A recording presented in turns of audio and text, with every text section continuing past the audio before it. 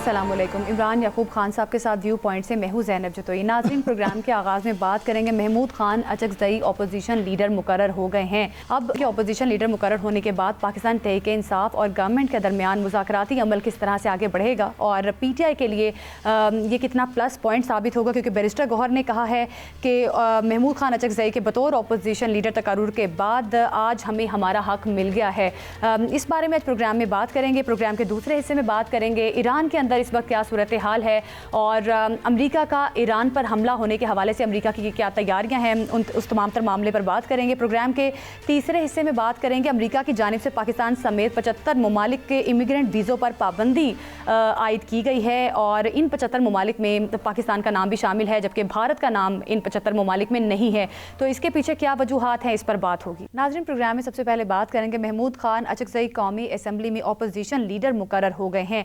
अब महमूद खान अचकज़ई के opposition leader मुकर्रर होने के बाद पाकिस्तान तहरीक-ए-इंसाफ और गवर्नमेंट के दरमियान जो एतमाद का फुकदान था उसमें क्या कमी आ सकेगी और क्या पार्लिमानी कशीदगी कम होगी और क्या PTI स्टैंडिंग कमेटियों में वापस आ सकेगी, ये आज का सवाल है और इसे जानने की कोशिश करेंगे। हाफिज़ मियाँ मोहम्मद नुमान, सीनियर रहनुमा मुस्लिम लीग नून, हमारे साथ मौजूद है। सर, बहुत शुक्रिया आपके वक्त का। इमरान साहब, हाफिज़ साहब पर जाने से पहले आपसे ये तज्जिया लेना बड़ा ज़रूरी है। क्या समझते हैं महमूद खान अचकज़ई अब ज़ाहिर है अपोजिशन लीडर भी बन गए हैं, पहले भी पाकिस्तान तहरीक-ए-इंसाफ के लिए मुज़ाकरात को लेकर गवर्नमेंट से राब्ते में थे, अब आप समझते हैं कि बाकायदा तौर पर अपोजिशन लीडर बनने के बाद क्या कोई राह हमवार नज़र होती दिखाई दे रही है आपको? बिस्मिल्लाहिर्रहमानिर्रहीम। देखिए ज़ैनब, बात यह है कि हम आज मियाँ साहब से पूरी राय जानेंगे, लेकिन being a follower of politics मैं जो समझता हूँ वो ये समझता हूँ कि ये एक बड़ा अच्छा कदम है। और मैं आपसे एक और भी अर्ज़ कर दूं, अपने नाज़रीन को भी मैं ये बताना चाहता हूँ कि ये सारे मामले में शायद आज भी लीडर ऑफ द अपोजिशन का इंतखाब ना हो पाता, उनका नोटिफिकेशन ना हो पाता अगर मियाँ नवाज शरीफ इंटरवीन ना करते। खबरें ये हैं कि मियाँ नवाज शरीफ जो हैं उन्होंने इंटरवीन किया, और वो क्यों किया? इसलिए किया कि महमूद खान अचकज़ई साहब ने खुद मियाँ नवाज शरीफ से रब्ता किया और उन्होंने उनसे रिक्वेस्ट की कि ये जो चीज़ें सर्द बैरी में डाली गई हैं, जिस तरह से प्रॉब्लम्स हैं, तो आप उसमें आगे बढ़ के करें ताकि हम जमहूरी तरीके से प्रोसेस को आगे बढ़ा सकें। क्योंकि महमूद खान अचकज़ई साहब का अगर हम माजी देखें तो नवाज शरीफ साहब के बड़े करीब रहे हैं, उन्होंने इकट्ठे जद्दोजहद भी की है, तो वो वैसे भी मुज़ाकरात जो टीम है मुज़ाकराती उसको भी लीड करेंगे। तो मैं ये समझता हूँ ये बड़ी अच्छी बात है। लेकिन इसमें साथ साथ ये भी एक तहरीक-ए-इंसाफ के दोस्तों को भी ये सोचना चाहिए कि अगर आप मौजूदा सियासत का सिनेरियो देखें तो इसमें सबसे ज़्यादा कामयाब सियासतदान इस वक्त कौन है, तो वो बिलाशुबा मियाँ नवाज शरीफ हैं। अच्छा। उसकी वजह ये है कि देखें कि वो पंजाबी में कहते हैं ना कि उन्होंने सारे अपने मुखालफा ने खुडे लाइन लाता।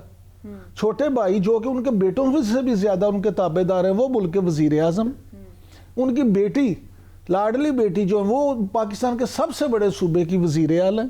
मियाँ साहब, इस पे आप ज़रा रोशनी डालें कि वो लोग जो मियाँ साहब तो कहते थे मुझे क्यों निकाला, लेकिन फिर क्या हालात बने कि अब इस्टेब्लिशमेंट के साथ ही गहरी छन रही है और एंटी इस्टेब्लिशमेंट समझे जाते थे वो। तो देखें, पहली बात तो ये है कि जो बड़ा खुशाइंद है, हम समझते हैं कि जो महमूद खान अचकज़ई साहब इनका नोटिफिकेशन आज हो गया बाकायदा, और मंडे को वो कौमी असम्बली के अंदर अपना खिताब भी करेंगे, अपनी गुफ्तगू भी करेंगे, अपने ख्यालात का इजहार भी करेंगे। एक नेशनल लेवल के पॉलिटिशियन है, बड़ी रिस्पेक्टेबल आदमी हमारे लिए। तो मैं समझता हूँ कि इससे जो जमहूरियत को तक़वियत मिलेगी, इससे जो पार्लियामेंट्री अफेयर्स हैं वो स्मूथली रन होंगे इंशाअल्लाह ताला। ये गाड़ी आगे चलेगी और जो इस वक्त मुल्क तरक्की की तरफ गामजन है और पॉलिटिकल स्टेबिलिटी की तरफ गामजन है, इकनॉमिक स्टेबिलिटी की तरफ गामजन है, ये तमाम चीज़ों को इससे महमेज़ मिलेगा और मुल्क जो है जिसको आलमी तौर पर आज वक़ार मिला है, इज़्ज़त मिली है, इसके अंदर मज़ीद इंशाअल्लाह ताला इजाफ़ा होगा। क्योंकि हमारा एक बड़ा नज़रिया है, बड़ा कती और यकीनी ये अमर है कि अपोजिशन और हुकूमत दोनों ये पिलर्स होते हैं स्टेट के, और दोनों की मौजूदगी ज़रूरी होती है। और अपोजिशन की तरफ से तामीरी तनकीद जो है और मुस्बत जो तनकीद है जिसके अंदर वो रिफॉर्म्स करना चाह रहे होते हैं या हुकूमत की कोई बातों को वो हाईलाइट करना चाह रहे होते हैं, कोई नेगेटिव चीज़ों को, उस हवाले से बड़ा ज़रूरी होता है। और हुकूमत को भी चाहिए कि अपोजिशन की तामीरी तनकीद को ध्यान से सुने और जहाँ जहाँ पर करेक्शंस हो सकती है और काबिल अमल जो डूएबल चीज़ें होती हैं उनके ऊपर अमल करे। तो मेरा ख्याल है एक तो ये बड़ी खुशाइन चीज़ है कि इंशाल्लाह अपोजिशन अब पार्लियामेंट में रोल प्ले करेगी। लेकिन इमरान साहब, मैं आपको ये बताना चाह रहा हूँ कि इससे पहले जो सूरत हाल ये बनी हुई थी कि बिलाशुबा PTI के बड़े मुअज़्ज़ज़ अरकान असम्बली के अंदर मौजूद होते हैं। मैं भी उनसे, मेरी भी मुलाकात होती रहती है वहीं पे, कभी स्पीकर चैम्बर में हो जाती है, असम्बली के अंदर भी गपशप लगती रहती है, हमारे बहुत सारे दोस्त भी हैं उनमें। लेकिन उनका एक नज़रिया ये होता था कि हमारे पास बात करने का मैंडेट नहीं है, जो पार्लिमानी कार्रवाई है और जो सियासत में पार्लियामेंट के थ्रू अपनी इनपुट देना और अपना कंट्रीब्यूट करना, उस हवाले से वो बेचारे बेबस महसूस होते थे कि जनाब हमारा जो है ना, हमें कहीं से मैंडेट नहीं है, हमें गो हेड नहीं मिला हुआ, इसलिए हमने बस सिर्फ एक ही बात करनी है, वो ये है कि कैदी नंबर 804 की रिहाई के हवाले से हमने बात करनी है, उसके अलावा हमने तो क्या अब गो हेड मिल गया मियां साहब? क्या इमरान खान ने कैदी नंबर 804 ने अब गो हेड दे दिया? या उनका मैं आपको बताऊं, देखें कैदी नंबर 804 का मुअम्मा और फिनोमिना ये है कि जब भी उन्होंने किसी को डायलॉग के लिए मैंडेट दिया है, जब वो डायलॉग की बात करता है तो वो मैंडेट वापस हो जाता है। बल्कि बहुत सारे लोग इनकी अपनी पार्टी के अंदर, जिनको मीर जाफ़र और मीर सादिक डिक्लेयर किया गया, कि जब आपको याद होगा कि कुछ हमारे अरकान असम्बली ने NSW जो नेशनल सिक्योरिटी वर्कशॉप है, जो पूरे पाकिस्तान में एक लाइफ टाइम अपॉर्चुनिटी होती है कि इतना एक्सपीरियंस और तजर्बा आपको 1.5 से 2 माह में हासिल हो जाता है, वो इन्होंने अटेंड की। तो उनको कहा गया कि जनाब ये तो पार्टी के गद्दार हैं और ये जनाब अपने मकसद से हट गए कि मकसद खाली सिर्फ होना चाहिए कि कैदी नंबर 804 की रिहाई होनी चाहिए, इसके अलावा आपने कोई और काम दुनिया का नहीं करना। तो मेरा ख्याल ये है कि अब महमूद खान अचकज़ई साहब को बकौल अब इनके कि मैंडेट मिला है कि ये आगे बढ़ के डायलॉग करेंगे, ये आगे बढ़कर इस काम को, और हम समझते हैं कि एक बड़ा मुस्बत है, लेकिन हमारी दुआ है कि अल्लाह ताला इनको महमूद खान अचकज़ई को तौफीक भी दे और कहीं इनसे भी मैंडेट वापस ना हो जाए। तो यानी एक खतरा है ये। सब आप क्या समझते हैं कि स्टैंडिंग कमेटियों की जो चेयरमैनशिप इन्होंने वापस की थी, कमेटियां छोड़ी थी, क्या PTI वापस उनमें आएगी?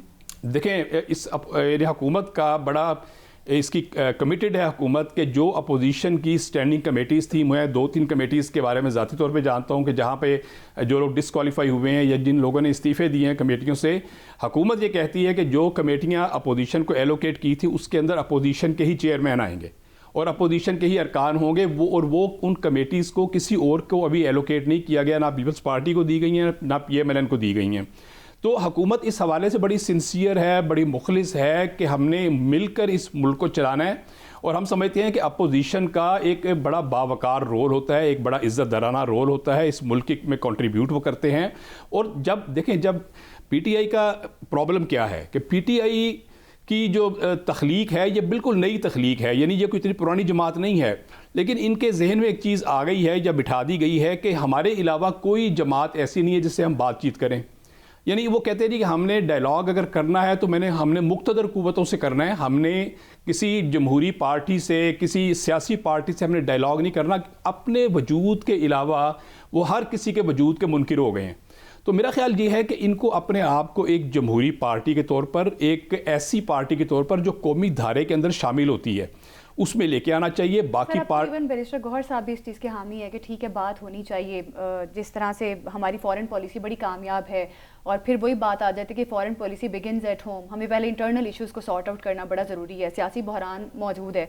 तो क्या समझते हैं कि अब एक स्पेस मिलेगी क्योंकि आप PMLN के करीब भी हैं, आप समझते हैं, तो क्या पॉलिटिकल स्पेस सर ऑपोजिशन को और बैरिस्टर गौहर ने जो ये कहा है, बैरिस्टर गौहर ने जो ये कहा है कि हमें आखिर अपना हक मिल गया, बिल्कुल, तो ये विन-विन सिचुएशन किसके लिए? नहीं, आप इस पे क्या मैंने इसीलिए इमरान भाई, मैंने इसीलिए बड़ी होप की बात की है कि हमें उम्मीद है कि इस महमूद खान अचकज़ई साहब के एक अपोजिशन लीडर तैनात होने से ये इस गाड़ी आगे चलेगी इंशाल्लाह। और जिस तरह गौहर, अपना बैरिस्टर गौहर साहब हैं, एक पॉजिटिव आदमी है, एक मुस्बत अंदाज में बात करते हैं, नेशनल इश्यूज़ पे बात करते हैं। मेरा ख्याल है कि नेशनल इश्यूज़ पे बात होनी चाहिए। जहाँ तक देखें केसेस का ताल्लुक है, आपको याद है कि शहबाज शरीफ साहब जब अपोजिशन लीडर थे तो उन्होंने इकनॉमिक अकॉर्ड की बात की थी, मिसाक मईशत की बात की थी, और उन्होंने बड़ा वाज़े कहा था कि आप हमें जितना मर्जी जेलों में डाल लें, आप हमारे ऊपर केसेस बना लें, आप हमें विक्टिमाइज़ कर लें, जेलों में हमारा खाना पीना बंद कर दें, लेकिन इसके बावजूद हम हुकूमत से हम केसेस अपने खुद लड़ेंगे। लेकिन हम हुकूमत से ये कहते हैं कि मिसाक मईशत पर जो इस मुल्क का जो रिवर्स गेयर लग गया है, इसको दोबारा फॉरवर्ड करना है, और जो मुल्क जो मुआशी तबाही के दहाने पे पहुंच गया था, आपको याद है 2018 के बाद, इसको हमने दोबारा इस नैया को जो डूब रही है, हमने इसको दोबारा किनारे लगाना है। तो इस हवाले से हम हुकूमत से ताउन के लिए तैयार है। तो हुकूमत ने, यानी शहबाज शरीफ साहब का तब भी यही नज़रिया था, और मैं आपको बताऊँ कि शहबाज शरीफ से ज़्यादा कॉम्प्रोमाइजिंग शख्सियत शायद इस मुल्क के अंदर नहीं है। कि वो एक वज़ीर आज़म है, आज पूरी पावर उनके साथ है, आज पूरी दुनिया उनके गिर्द घूम रही है, और जिस तरह उनको पजीराई मिल रही है पूरी दुनिया में, कई मुल्कों के सदूर और वज़राए आज़म उनके आगे पीछे घूमते हैं और पाकिस्तान की टेक्नोलॉजी लेने के ख्वाह हैं, और अल्हम्दुलिल्लाह एक इज़्ज़त अल्लाह ताला ने नसीब की हैं। लेकिन इसके बावजूद वो इस बात पर कमिटेड हैं कि हमने मिल के चलना है, हमने इस मुल्क, क्योंकि देखिए मुल्क की जो मुआशी हालत है उस पर अब कॉम्प्रोमाइज़ अगर हम खुदा ना खास्ता करेंगे तो हम अवाम के भी मुजरिम हैं, हम अल्लाह के भी मुजरिम हैं। लेकिन मियाँ साहब, जो मियाँ शहबाज शरीफ साहब हैं, कंप्रोमाइज्ड पर्सनैलिटी हैं या कंप्रोमाइज्ड वज़ीर आज़म? नहीं, कॉम्प्रोमाइज पर्सनैलिटी हैं। compromising बात यह है कि कॉम्प्रोमाइजिंग क्या होती है। देखिए ये एक हुसन है, जमहूरियत का एक हुसन है। पाकिस्तान के अंदर नेशनलिस्ट पार्टियां भी हैं, पाकिस्तान के अंदर मजहबी पार्टियां भी हैं, पाकिस्तान के अंदर सेकुलर पार्टीज़ भी हैं, और पाकिस्तान के अंदर लिसानी और कौमी जमातें भी हैं। देखिए तमाम जमातों को लेके चलना, तमाम जमातों को जो उनके अवाम ने मैंडेट दिया है उसकी ऑनर करना, और तमाम जमातों की जो उमंगें और आरजुएँ हैं, देखिए जो भी इलेक्टेड आदमी है उसकी बड़ी इज्जत होनी चाहिए। इसलिए कि इलेक्टेड आदमी जो होता है ना जी, वो लोगों के वोटों से आया होता है, लोगों की उमंगें और आरजुएँ उसकी बिहाइंड होती हैं, उसकी इज्जत करनी चाहिए, उसकी इज्जत उसको इज्जत मिलनी चाहिए। तो शहबाज शरीफ साहब से ज़्यादा कॉम्प्रोमाइजिंग इस हवाले से कोई नहीं है कि शहबाज शरीफ साहब समझते हैं कि अगर हम मिलकर ये पूरी कौम यकसू नहीं होगी तो मुल्क उस अंदाज में मुआशी तरक्की नहीं कर सकता। अच्छा भैया साहब, आप क्योंकि स्टूडेंट पॉलिटिक्स भी करते रहे हैं, सियासी कारकुन भी हैं, पूरा एक सफ़र तय किया है, आप पाकिस्तान में जमहूरियत का मुस्तकबिल क्या देखते हैं? देखिए पाकिस्तान में जमहूरियत का मुस्तकबिल बड़ा दरख्शां है, लेकिन मैं डॉक्यूमेंटेड जो जमहूरियत, जो सिर्फ कागजी जमहूरियत होती है, मैं उसका कायल नहीं हूँ। यानी जो हमें पढ़ाया जाता था कि जमहूरियत ये होती है, और आज अगर हम वेस्टर्न डेमोक्रेसी का निज़ाम देख लें, आज हम यूएस का मॉडल देख लें, आज हम साउथ अमेरिका का मॉडल देख लें, तमाम मॉडल्स डिफरेंट हैं। ये देखिए तमाम मॉडल डेमोक्रेसी के कस्टमाइज होते हैं। ये इसलिए हमारे जो सब कॉन्टिनेंट का मॉडल है, ये भी देखें आप अगर कहेंगे कि पाकिस्तान के अंदर हम फ्रांस के लेवल, उस फ्रांस की तरह की डेमोक्रेसी ले आएँ या यूके तरह की ले आएँ, वो यहाँ पर मुमकिन नहीं है। असल चीज़ क्या है कि ऐसा एक निज़ाम होना चाहिए जिससे लोगों को अदल मुयस्सर आए, लोगों को इकोनॉमिक अपॉर्चुनिटी मिले, इक्वल अपॉर्चुनिटी मिले, और वो जो कुरान मजीद की आयत है कि अंतुअद्दुल अमानाती इला अहलिहा, कि अमानतों को उनके अहल लोगों के सपुर्द किया जाए, ताकि जो जिसका यानी महल्ले वकू उसको उस अंदाज में इज़्ज़त मिलनी चाहिए, जो जितना डिज़र्विंग है उसको उतना हक मिलना चाहिए। तो ये जिस मुआशरे के अंदर अदल व इंसाफ हो जाए, जिसका मुआशरे के रिजल्ट्स आए और उसमें मुआशी तौर पे तरक्की हो, वो सिस्टम जो होता है वो काबिल कबूल होता है। और मेरा ख्याल ये है कि आज जो निज़ाम है वो एक बेहतरीन निज़ाम है। इसलिए बेहतरीन है कि आपने देखा कि 2 साल के अरसे में इस निज़ाम के नतीजे अल्लाह की ज़ात ने आपको इज़्ज़तें अता की हैं, आप ट्रैक पे आ गए हैं। आज आपका स्टॉक एक्सचेंज परफॉर्म कर रहा है, आज आपका जो इन्फ्लेशन है वो 39% से 4% पे आ गई है, आज आपका मार्कअप रेट जो है वो 26% से 10.5% पे आ गया है, आज इंडस्ट्री आपकी वाइबल हो गई है। तो ये जितने रिजल्ट्स आ रहे हैं इमरान भाई, ये क्यों आ रहे हैं? ये इसलिए आ रहे हैं कि आज तमाम इदारे एक पेज पर हैं, और एक कमिटमेंट है कि हमने इस मुल्क को इंशाल्लाह ताला इसकी मुल्क की सालमियत के हवाले से और मुआशी तरक्की के हवाले से अब कॉम्प्रोमाइज़ नहीं करना। ठीक है, तमाम इदारे एक पेज पर हैं और कोशिश की जा रही है कि मुल्क को जमहूरी लिहाज से तरह से आगे लेकर बढ़ने की कोशिश की जाए। बहुत शुक्रिया आपका हाफिज़ मियाँ मोहम्मद नुमान, सीनियर रहनुमा मुस्लिम लीग नून, हमारे साथ मौजूद थे। नाजरीन, अभी वक्त हुआ एक शॉर्ट ब्रेक का। ब्रेक के बाद बात करेंगे ईरान के साथ जंग। अमरीका ने अपना बहरी बेड़ा मशरक़ वुस्ता की जानिब रवाना कर दिया है, इस पर बात होगी। Stay with us.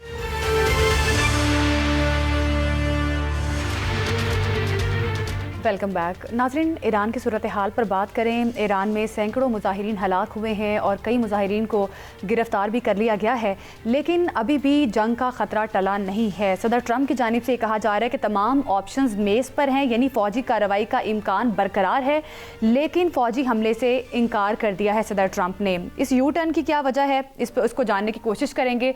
और कुछ इंटरनेशनल रिपोर्ट्स ये भी बताती हैं, जैसे कि रॉयटर्स और पेंटागन के US की जानिब से ईरान पर हमला हो सकता है। इस सारे मामले पर बात करते हैं। Air vice marshal retired Ejaz Mahmood Malik, दिफाई तज्जियाकार, हमारे साथ मौजूद हैं। एजाज महमूद मलिक साहब, क्या समझते हैं, सदर ट्रंप की जानिब से अभी तो ये कहा जा रहा है कि अभी जंग का कोई इम्कान नहीं है, लेकिन अगर इंटरनेशनल रिपोर्ट्स देखी जाएं, उनके बयानात देखे जाएं या उनकी पर्सनालिटी को देखा जाए, जिस तरह अनप्रेडिक्टेबल पर्सनालिटी है सदर ट्रंप की, क्या समझते हैं कि आने वाले टाइम में ईरान पर हमला हो सकता है? जी बहुत शुक्रिया। बिस्मिल्लाहिर्रहमानिर्रहीम। देखें, जब तक प्रेसिडेंट ट्रंप वाइट हाउस में हैं, हर चीज़ मुमकिन है। एक ही चीज़ जो है ना वो पूरी दुनिया में जो जब ये लास्ट ईयर ऑलमोस्ट साल होने वाला है, जनवरी में इन्होंने टेक ओवर किया, तो पूरी दुनिया में जो एनालिस्ट थे वो उनकी एक मुतफिका राय थी कि अगले 4 साल जो हैं वो दुनिया के लिए they are going to be turbulent. और एग्जैक्टली वही हुआ कि अपनी इलेक्शनरिंग कैंपेन में ट्रम्प साहब ने अपने आप को एम्बेसडर ऑफ पीस पोर्ट्रे किया और उनकी ये बड़ी दरीना ख्वाहिश है कि उनको अमन का नोबेल प्राइज़ भी मिले, लेकिन जो उनकी पॉलिसीज़ की इम्प्लीमेंटेशन है वो इससे बिल्कुल जो है पोल्स अपार्ट है। उन्होंने ना सिर्फ ये कि जो ऑलरेडी कॉन्फ्लिक्ट्स थे उनको मज़ीद कॉम्प्लिकेट किया बल्कि नए महाज भी खोले। और ईरान में अगर अब हम पर्टिकुलरली आपके सवाल के कॉन्टेक्स्ट में बात करें तो ईरान में रजीम चेंज ये अमेरिकन CIA और अमेरिकन हुकूमतों के ये एजेंडा पे ये चीज़ रही है, लेकिन अभी तक उनको उसके लिए कंड्यूसिव इन्वायरमेंट नहीं मिली। अभी हालिया जो ईरान में अंदरूनी मलिक साहब जी सर, गुजारिश ये है कि जो आप फरमा रहे हैं बिल्कुल ठीक है, लेकिन अल अरेबिया न्यूज़ के मुताबिक अब्राहम लिंकन नामी जो उनका बैरी बेरा है वो ईरान पहुंचने को है, वो जा चुका मशरिक़ वस्ता की तरफ। आप क्या समझते हैं कि अगर वाकई ही अमेरिका ने बैरी बेरा भी वहां पहुंचा दिया तो फिर अज़ाइम असल में क्या है? देखें, ये इसके बारे में जिस दिन से वेनेजुला पे अटैक हुआ उसके बाद से ये इसके बारे में दो जो है ना मुख्तलिफ आरा हैं ग्लोबली एनालिस्ट की। एक तो ये है कि वो कर गुजरेंगे जो भी उन्होंने सोचा हुआ है, और लेकिन उस कर गुजरने के लिए भी देखें कोई ऑब्जेक्टिव्स तो होने चाहिए ना। आप इतनी बड़ी मिलिट्री माइट, दुनिया की सबसे बड़ी फोर्स के साथ आप एक ऐसे मुल्क पे जो है अटैक करने जा रहे हैं कि जिसकी आर्म फोर्सेस का आपके साथ कोई कंपैरिजन नहीं है। कम से कम कोई ऐसे ऑब्जेक्टिव्स तो हों कि जब आप उस जंग से बाहर निकलें तो आप अपने टैक्स पेयर्स को, लोगों को जो है ये बता सकें कि हमने ये अचीव किया।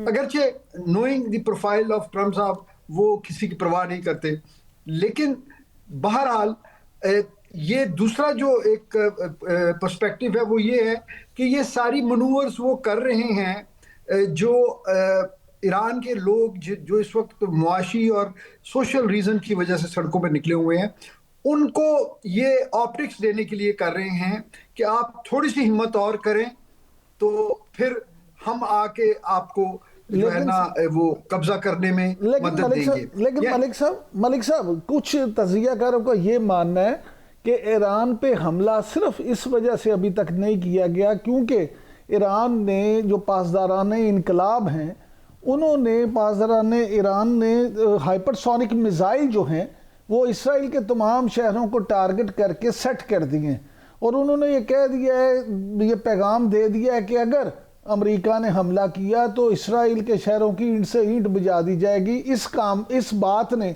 शायद अमेरिका को रोक रखा। और सर एक ये भी वजह है, कतर, ओमान, मिस्र ने भी अमेरिका को समझाने की कोशिश की। मैं उसी तरफ आ रहा था जी सर जी, मैं उसी तरफ आ रहा था। देखें, वो इसराइल पर पिछले जो उनकी हुआ जंग हुई, मुख्तसर सी जो एक उनकी एंगेजमेंट हुई, उसमें भी उन्होंने इसराइल को नुकसान पहुंचाया।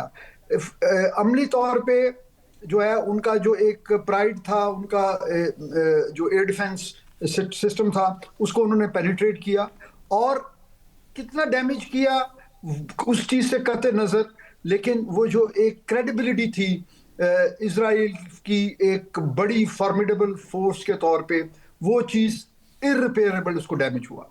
अब अगर ये दोबारा इस तरह की कोई हरकत करते हैं तो इजराइल का तो नुकसान होगा।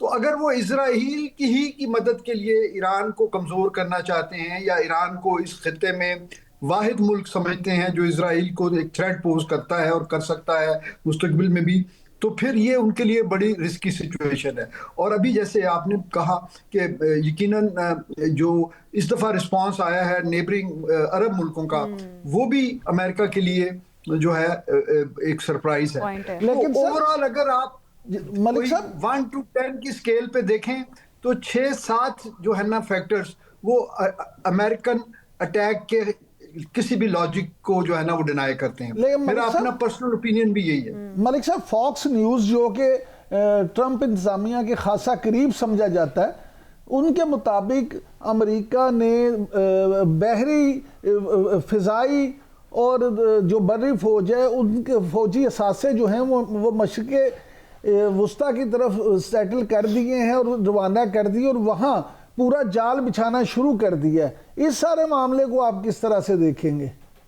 देखिए जी, ईरान जो है वो इराक नहीं है।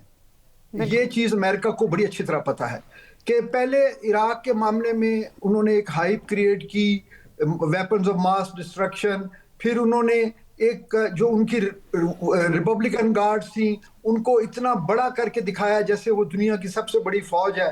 लेकिन आपने देखा जब American troops on ground move हुए मैसिव बॉम्बिंग के बाद तो उन्होंने कोई रेजिस्टेंस नहीं दी।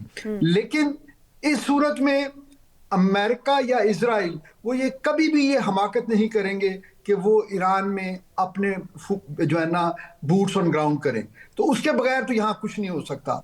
अभी भी आप देखिए कि 60 लोग जो हैं पीछे खड़े हैं और ये यूनिफाई हैं सर। लेकिन सर एक जरा ये भी सर मलिक साहब ये फरमाइएगा, खबरें तो ये भी आ रही हैं कि चीनी और रूसी साख्ता जो जहाज हैं वो भी तेहरान पहुंच चुके हैं ईरान की हिफाजत के लिए। देखें, ये मेरा ख्याल थोड़ी सी एग्जैजरेशन है जी, इसकी कोई कंफर्म वो नहीं है। अगर हम वो पिछले उससे देखें जो इजराइल के साथ भी रिसेंटली कुछ महीने पहले इंसिडेंट हुआ, उसमें अगरचे इन दोनों मुल्कों ने जिनका नेचुरल अलाइनमेंट है ईरान के साथ, इन्होंने मॉरली सपोर्ट किया, लेकिन उन्होंने प्रैक्टिकली उस वक्त तो कुछ नहीं किया। ख़ास तौर पे रूस इस पोजीशन में नहीं है और चीन की ये पॉलिसी नहीं है जी। चीन जो है वो किसी भी मुल्क की हमायत में डिप्लोमेटिक सपोर्ट से ज़्यादा नहीं जाता।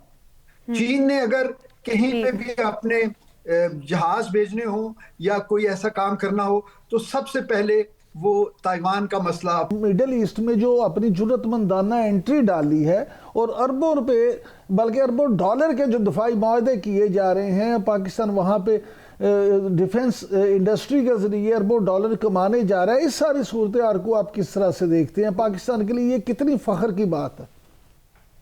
यकीनन जी, ये एक बहुत बड़ी जो है अल्लाह की मेहरबानी है और हमारे लोगों की काविशों का नतीजा है। आप देखिए कि ये हमारी आपके आखिरी सवाल के आखिरी हिस्से का जवाब, ये बिल्कुल ये हमारी इकोनॉमी को बूस्ट करेगा और इसके अंदर कोई स्ट्रिंग्स अटैच नहीं है। जो चीज़ हम कमिट कर रहे हैं वो उसकी प्रोडक्शन हमारे अपने कंट्रोल में है। उसकी जो भी टाइमलाइन डिसाइड हो, 3 से 5 साल के अरसे में हम किसी भी मुल्क को एक बड़ा जो है ना पैकेज जो है वो बना के हम उनको दे सकते हैं। उसके बाद उसकी ट्रेनिंग और मेंटेनेंस की भी उनसे डील कर सकते हैं, जिसकी हमारे पास कैपेबिलिटी है और वो हमारे अपनी जो मकामी ज़रूरियात हैं वो उसके ऊपर उसका कोई नेगेटिव इफेक्ट नहीं होगा। इनफैक्ट हमारा JF-17 थंडर बड़ा डिमांड में है, जिस तरह से आप बात भी कर रहे हैं कि पाकिस्तान रिलायबल पार्टनर बनकर सामने आया है, या जहां मुख्तलिफ ममालिक दिफाई मुआहदे भी करना चाहते हैं, लेकिन JF-17 थंडर जो है वो इस वक्त इन डिमांड है और बड़े मुआहदे हो रहे हैं। तो क्या लगता है आपको पाकिस्तान के लिए कितना मुस्बत है? बहुत ज़्यादा जी। देखें, इसके वही दो पहलू दोबारा मैं रिपीट करूंगा कि एक तो पाकिस्तान की गुडविल और डिप्लोमेटिक आउटरीच बढ़ेगी। जिन मुल्कों में हमारे जहाज उड़ रहे होंगे, जहां पे हमारे जो है ना इंस्ट्रक्टर्स उनको तरबियत दे रहे होंगे, उन मुल्कों की जो है डिसीजन मेकिंग में, उनकी स्ट्रेटजी प्लानिंग में हमारा एक रोल होगा। और दूसरी बात ये है कि ये एक हमारी इकोनॉमी में ये एक मल्टी बिलियन डॉलर्स की ये जो है अगले 4 से 5 सालों में ये जब इनफ्लोज होंगे तो वो हमें खुद इन्हिसारी सही मानों में मिलेगी। और हम देखिए 1-2 बिलियन डॉलर के लिए हम जो है ना लैंडिंग के लिए, या जो हमें इवन कुछ मुल्क पहले सिर्फ बैंक में रखने के लिए देते थे एज ए गारंटी, हम उसके लिए कितने पापड़ बेलते थे। अब तो अपनी चीज बना के सेल कर रहे हैं। वफाकी वज़ीर दिफा ख्वाजा मोहम्मद आसिफ साहब का जो हालिया दौरा मराकश है उस पर MOU साइन हुए हैं मुख्तलिफ तरह के, और साथ उन्होंने भी हमारे से JF-17 थंडर जो तैयारे हैं वो खरीदने में दिलचस्पी जाहिर की है। तो आप क्या समझते हैं, अब यूरोप की मार्केट भी इसके बाद पाकिस्तान के लिए खुलेगी? देखिए, JF-17 जो है वो चॉइस है उन मुल्कों की एयर फोर्सेस की जो टेक्निकल एयर फोर्स के जुमरे में आते हैं जी। क्योंकि ये जो वेपन सिस्टम है ये फोर्थ जनरेशन तो ऑलरेडी है, और अब इस पे जो नए वेपन्स लग रहे हैं, नए जो इसके एवियोनिक्स इसमें हम लगा रहे हैं ब्लॉक 3 में, तो ये इंशाल्लाह आने वाले दिनों में ये 4.5 तक डेवलप हो जाएगा। तो इस प्राइस में जो कि लेस देन हाफ है अपने जो इसके कंपैटिबल दूसरे प्लेटफॉर्म्स हैं उनके मुकाबले में, तो ये उन मुल्कों की तो ये चॉइस रहेगी, एशियन मुल्क, खास तौर पे अफ्रीकन मुल्क। लेकिन यूरोप में चूंकि यूरोपियन मुल्क कुछ अपने जहाज खुद बनाते हैं, तो उनके लिए शायद जो है उनको ज़रूरत ना हो इस तरह जो है हमसे जहाज़ लेने की। मैं ये वेस्टर्न यूरोप की बात कर रहा हूँ जी, और ईस्टर्न यूरोप के अभी कोई ऐसे इस तरह उनकी कोई इंक्लिनेशन या कोई इंडिकेशन है नहीं। तो मेरा ख्याल है ये थोड़ा सा कब्ल वक्त होगा जी कि हम यूरोपियन मार्केट, और फिर हमने ये भी देखना है कि हमारी सरदस्त जो है हमारी जो प्रोडक्शन कैपेसिटी पर ईयर है वो हम किस तरह सस्टेन करेंगे इतने ज्यादा ऑर्डर्स के साथ। अच्छा मलिक साहब, इंडोनेशिया की तरफ से JF-17 थंडर की डिमांड के बाद ऐसी खबरें भी सामने आई थी कि चीन के साथ मिलके इस प्रोडक्शन को बढ़ाया भी जा रहा है। इस हवाले से आपके पास क्या खबरें? देखिए जी, अभी भी चीन और पाकिस्तान चंदू और कामरा में रिस्पेक्टिवली ये दोनों जगह पे इसकी प्रोडक्शन हो रही है, और ये दोनों मुल्कों ने ये पहले अपने जो एजिंग फ्लीट्स था चाइनीज ओरिजिन का उसको रिप्लेस करना था और फिर आहिस्ता आहिस्ता सेल की तरफ जाना था इसकी। तो अब हम उस स्टेज पे जाहिर है कुछ सालों से आ गए हुए हैं, लेकिन सेल्स दोनों मुल्कों ने इंडिपेंडेंट रखी हुई थी एज पर द एग्रीमेंट, और जो रिसर्च एंड डेवलपमेंट है वो जो है वो कॉमन है। तो टू बी ऑनेस्ट मैं इस पे कमेंट नहीं कर सकता कि अगर इस तरह की कोई थिंकिंग है कि हम सेल्स को भी इंटीग्रेट कर लें और उसकी प्रोडक्शन बढ़ा के ये जो क्लाइंट्स हैं उसके लिए जाहिर है हमें अपना जो बेसिक एग्रीमेंट्स हैं उनको रिविजिट करना पड़ेगा। बिल्कुल, बेसिक एग्रीमेंट्स को रिविजिट करना, प्रोडक्शन को खास तौर पर बढ़ाना पड़ेगा। बहुत शुक्रिया air vice marshal retired Ejaz Mahmood Malik साहब हमारे साथ मौजूद थे। नाजरीन, अभी वक्त हुआ एक शॉर्ट ब्रेक का। ब्रेक के बाद बात करेंगे अमेरिका की जानिब से पाकिस्तान समेत 22 मुस्लिम ममालिक पर इमिग्रेंट पाबंदियों का क्या जवाब है, इस पर बात होगी। हमारे साथ ही रहिएगा। वेलकम बैक नाजरीन। अमरीकी इंतज़ामिया ने पाकिस्तान समेत 75 ममालिक पर इमिग्रेंट पाबंदियाँ लगा दी हैं। सदर ट्रंप जो कि पाकिस्तान की तारीफ़ें करते हुए नज़र आते थे, लेकिन उनकी जानिब से ये जो पाबंदी पाकिस्तान पर भी लगाई गई है, इसका क्या जवाब है, इस मामले पर बात करते हैं। साजिद तारर, साबिक मुशीर प्रेसिडेंट ट्रंप, अमेरिकन मुस्लिम्स के सीनियर रहनुमा हमारे साथ इस वक्त मौजूद हैं। साजिद तारर साहब, बहुत शुक्रिया आपके वक्त का। ये जो सदर ट्रंप की जानिब से या अमरीकी इंतज़ामिया की जानिब से पाबंदियाँ लगाई गई हैं 75 ममालिक पर, लेकिन पाकिस्तान भी इसमें शामिल है, किस तरह से देख रहे हैं, क्या जवाब है इस पाबंदी का पाकिस्तान पर खास तौर पे? मैं सबसे पहले तो अर्ज करना चाहूंगा कि मैं डोनाल्ड ट्रंप साहब, प्रेसिडेंट ट्रंप साहब के साथ बड़े अरसे से ट्रैवल भी कर रहा हूं, उनको डिफेंड भी कर रहा हूं, उनकी हर पॉलिसी को, और उनके साथ ट्रैवल भी करता रहा हूं ताकि उनका माइंडसेट देखा जा सके। एक तो ये अर्ज करना चाहूंगा ये जो पाबंदियां हैं इसमें पाकिस्तान स्पेसिफिक नहीं है, पाकिस्तान को किसी रिटेलिएशन का निशाना बिल्कुल नहीं बनाया गया, और आपके रिलेशनशिप आज भी अमेरिका पाकिस्तान के they are the ideal relationship. आपकी मिलिट्री डिप्लोमेसी इज वर्किंग।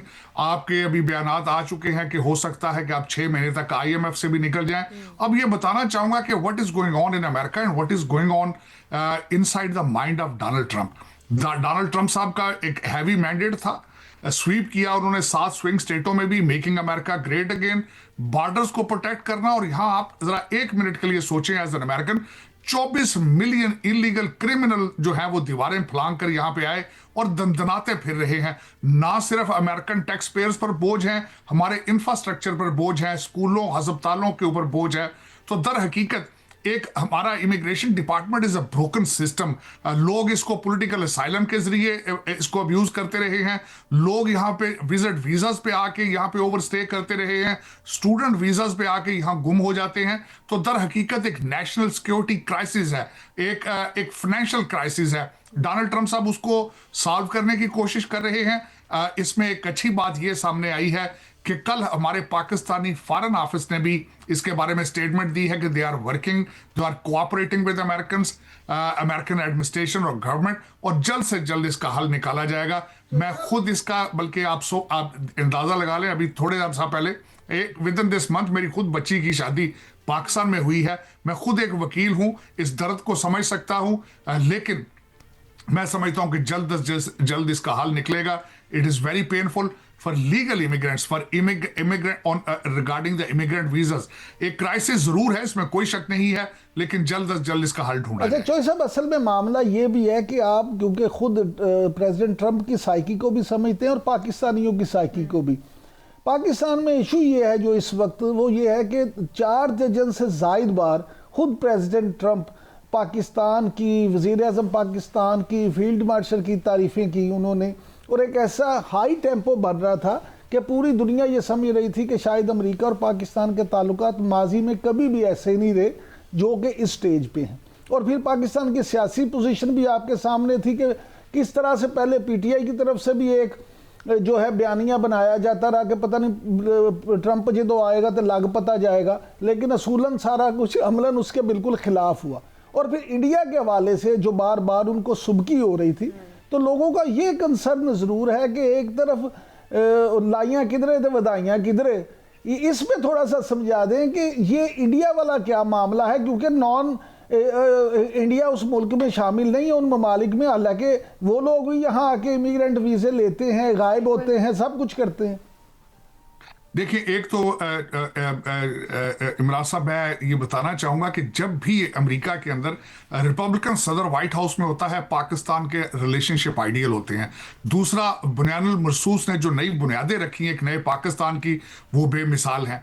तीसरी बात ये मैं अर्ज करना चाहूंगा, यहाँ पे ट्रेंड देखा गया है कि भारत से ज्यादातर लोग जो आते हैं वो इमिग्रेंट वीजों पे आते हैं। उनमें ज्यादातर लोग विजिट वीजा पर आकर ओवरस्टे नहीं करते। ये अभी तक मैं जो कल 2-3 दिन से स्टडी कर रहा हूं उसमें डाटा सामने आ रहा है। लेकिन इसमें अल्टीमेटली मैं एग्री करूंगा आपसे कि इस वक्त जो एक हाइप क्रिएट की गई है, और अब बिलखसूस एक टिपिकल सियासी पार्टी हमेशा जो कि तनकीद का निशाना बनाते हैं, उन्होंने 2-3 दिनों से आसमान सर पे उठा रखा है कि शायद रिलेशनशिप ठीक नहीं है। रिलेशनशिप आपके आइडियल है, इसमें कोई शक नहीं है, और ये policy is not a Pakistan specific, ये इस ओवरऑल पॉलिसी इमिग्रेशन को ओवरऑल करने के लिए। और बिलखसूस इस वक्त 2-3 किस्म के क्राइसिस अमेरिका के अंदर चल रहे हैं।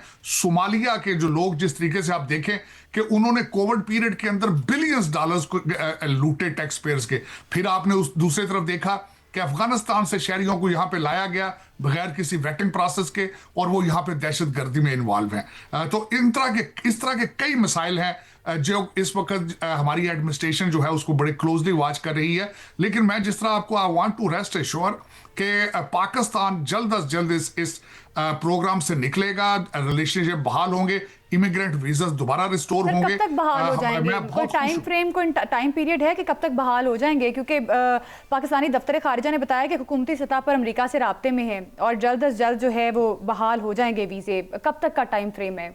अच्छा सर, इसमें थोड़ा सा चौधरी साहब थोड़ा सा मेरा सवाल भी ले लें कि क्योंकि फिर मैं वही गुजारिश करूंगा कि क्योंकि आप अमरीकी मैनेजमेंट को तो समझती हैं, लेकिन वजारत खारजा में भी आपके सोर्सेज हैं, फिर पाकिस्तान अम्बेसी के साथ आपका बड़ा क्लोज लाइजॉन है, जर्नलिस्ट कम्युनिटी में आप खासे मकबूल हैं वाशिंगटन में।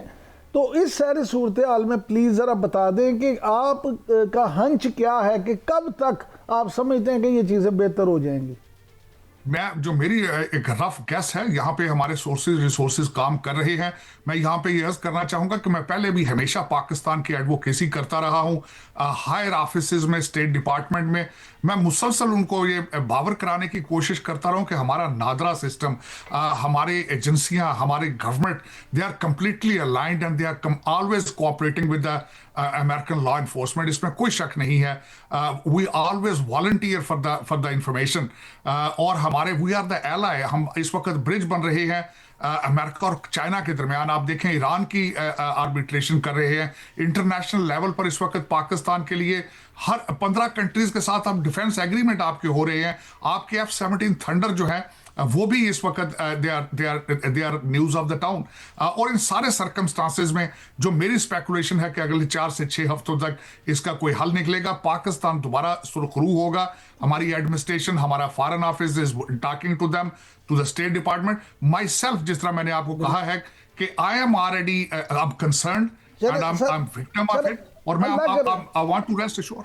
सर अल्लाह करे ऐसा ही हो। ज़रा आपकी मौजूदगी का फ़ायदा उठाते हुए सर हम ये भी जानना चाहते हैं कि ईरान और इंडिया, इस वक्त ईरान और अमेरिका की जो सूरत हाल है, तो आप मुस्लिम कम्युनिटी को भी क्योंकि लीड करते हैं, अमेरिका में बसने वाले जो मुसलमान हैं वो इस वक्त ईरान के हवाले से क्या सोच रहे हैं? ईरान एक इस वक्त अगर देखा जाए, मैं 2-4 दिनों से बताना चाहूंगा कि बड़े सेंसिटिव मैटर था। 3-4 दिनों से वॉशिंगटन डीसी के अंदर आइस मेल्ट होना शुरू हो चुकी है। उसकी सबसे बड़ी वजह एक तो आपकी पाकिस्तान की कोशिशें, पाकिस्तान का डायलॉग अमेरिका को बताना।